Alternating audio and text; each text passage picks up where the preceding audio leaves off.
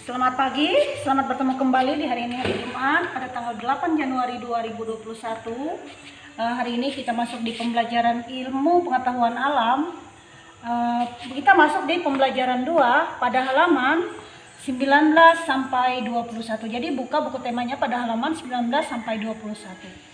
Nah, hari ini kita membahas tentang pertumbuhan dan perkembangbiakan hewan. Ibu bacakan.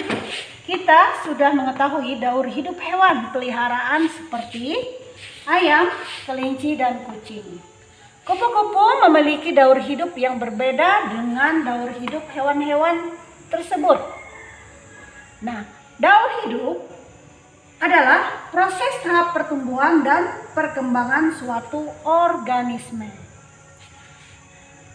Kupu-kupu mengalami proses perubahan bentuk selama daur hidupnya.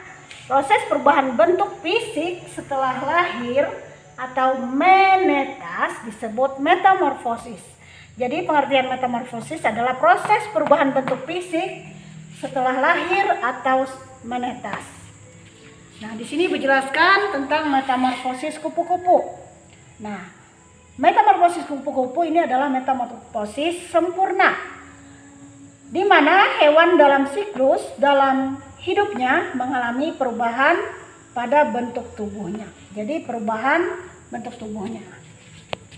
Metamorfosis kupu-kupu yang pertama adalah kupu-kupu yang siap bertelur mencari tanaman yang cocok untuk meletakkan telurnya. Kupu-kupu bertelur di atas dedaunan. Mereka tidak bertelur di sembarang dedaunan. Satu jenis kupu-kupu memiliki satu atau dua jenis tanaman tertentu yang dipilihnya untuk bertelur. Jadi dia memilih di mana yang terasa menurutnya bagus untuk daun tempatnya bertelur. Yang kedua, metamorfosis kupu-kupu adalah telur kupu-kupu. Tahapan yang ketiga, telur menetas mengeluarkan larva. Larva itu adalah ulat. Daun tempat ulat menetas akan menjadi makanannya sampai ia menjadi kepompong. Dan yang keempat, larva tersebut atau ulat tersebut kemudian berubah menjadi pupa. Pupa adalah kepompong. Dan yang kelima, metamorfosis kupu-kupu yang terakhir adalah kepompong atau pupa akan menetas menjadi kupu-kupu yang siap untuk terbang. Berikut Ibu jelaskan tentang metamorfosis belalang. Nah, pada metamorfosis belalang mengalami metamorfosis tidak sempurna. Metamorfosis tidak sempurna artinya tidak mengalami perubahan pada bentuk tubuhnya. Artinya seperti itu saja. Nah, metamorfosis yang pertama, belalang dewasa siap bertelur. Yang kedua, telur belalang. Nah, telur belalang ini berasal dari hasil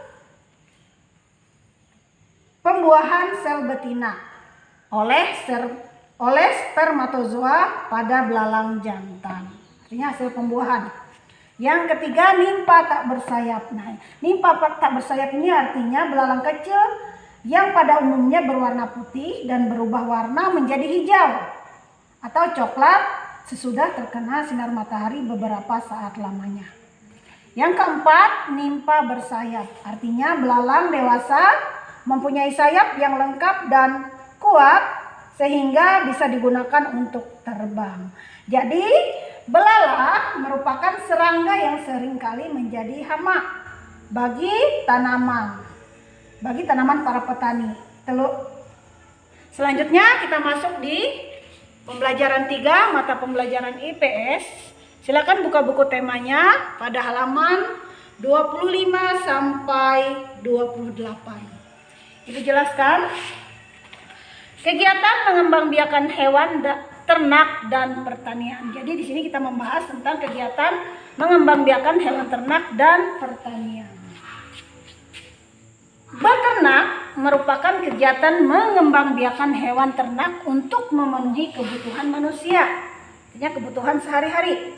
Hewan ternak adalah hewan yang dipelihara oleh manusia dan hasil hewan ternak dapat dimanfaatkan berupa telur, daging, susu, dan kulitnya. Contoh hewan tersebut adalah ayam, itik, kambing, dan sapi. Ibu jelaskan pemanfaatan tersebut tergantung pada jenis ternaknya.